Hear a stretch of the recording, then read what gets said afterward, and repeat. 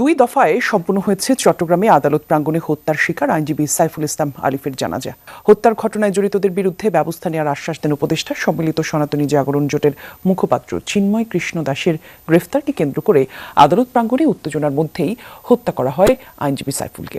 যেহেতু সম্পূর্ণ বিষয়টা এখানে আদালতের অন্তর্ভুক্ত আইন শৃঙ্খলা বাহিনী তদন্ত বিষয়বস্তু, এখানে আমরা আমাদের ব্যক্তিগত মতামত নাই বলি তাতে তদন্ত সঠিক হবে না, তদন্তের পথে বাধার সৃষ্টি হতে পারে।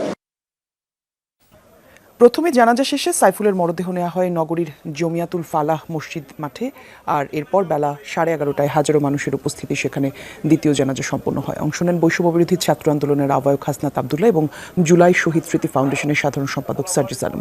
এ সময় সাইফুলের হত্যাকারীদের দৃষ্টান্তমূলক শাস্তির দাবি করেন তারা। বলেন, বিদেশে বসে দেশকে অস্থিতিশীল করার পায়তারা করছে অপশক্তি।